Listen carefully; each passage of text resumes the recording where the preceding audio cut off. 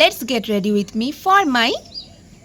তো প্রথমেই বলে দিই, আমাদের ইন্টার্নশিপ ডিউটিতে আজকে যেহেতু শনিবার, তো শনিবারও আমাদের কিন্তু কোনো ছুটি নেই, মানে হাফ ডিউটি। সেই গল্পটা আমরা অনেক দিন হলো ভুলে গেছি। 9টা থেকে 5টা ডিউটি শনিবারেও কিন্তু সেম। আর আজকে যেহেতু আমার রয়েছে ম্যাটুরিতে পোস্টিং, তো তার জন্য আমার ইউনিফর্ম, আমার ড্রেস আপ সবটাই কিন্তু ডিফারেন্ট হবে আজকে। তাহলে আমার ড্রেস আপ কী হবে? 1 2 3 অ্যান্ড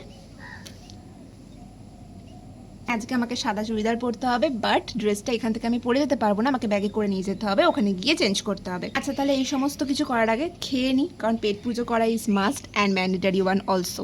একমাত্র ভরসা এই ইলেকট্রিক কেটল, যেটা দিয়ে আমরা সমস্ত কিছু, এই পৃথিবীর সমস্ত রান্নাই বোধহয় করে ফেলতে পারি।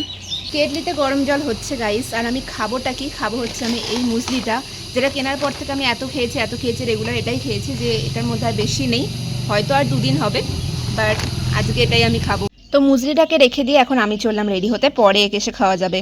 রেগুলার বেসিসে প্রত্যেক দিন আমাদের রুটিনটা একদম সেম। যেহেতু হোস্টেল থেকে 8:40-এ বাস থাকে, তাই তুমি খাও বা না খাও, রেডি তোমাকে 8:40-এর আগে হতেই হবে। এই যে আমরা ওয়ার্ডের ভেতরে ঢুকে গেলাম, এরপর আমাদেরকে আর কে দেখে? মানে আমরা নিজেদেরকে দেখার টাইমটাই পাই না। এই উইকে লেবার আর ওটি বাদে বাকি দিনগুলো আমরা মেডিসিন ওয়ার্ডেই ডিউটি করি। এখানেও অনেক রকম স্ট্রাগল আছে, মানে অনেক রকম ব্যাপার আছে। মানে প্রথমত যেহেতু এগুলো স্পেশাল ইউনিট, তাই যদি কোনো রকম ভুল হয় তাহলে তো দুমদাম আনা হবেই আমাদের সাথে। আর এখানে থাকলে আমরা 1টা থেকে 2টো লাঞ্চ টাইমটাও পাই না, তার জন্য আমাদের খাবারটাও কাউকে না কাউকে এনে দিতে হয়। যেমন আজকে আমার খাবারটা দিশা এনে দেবে। এরপর নেক্সট যে ব্যাপারটা, সেটা হলো স্লিপার। মানে ওখানে প্রচুর জুতো থাকে, কিন্তু সেগুলো আমাদের জন্য নয়, তাই আমাদেরকে স্লিপারটাও ঘর থেকে ক্যারি করে নিয়ে যেতে হয়। হয়ে গেল। এইভাবেই প্রত্যেকদিন আমার মর্নিং রুটিন শুরু অ্যান্ড শেষ হয়ে যায়। তো আমি চলে যাচ্ছি ডিউটিতে, বাট তোমরা লাইক কমেন্ট করে তারপরেই যাবে। Bye bye.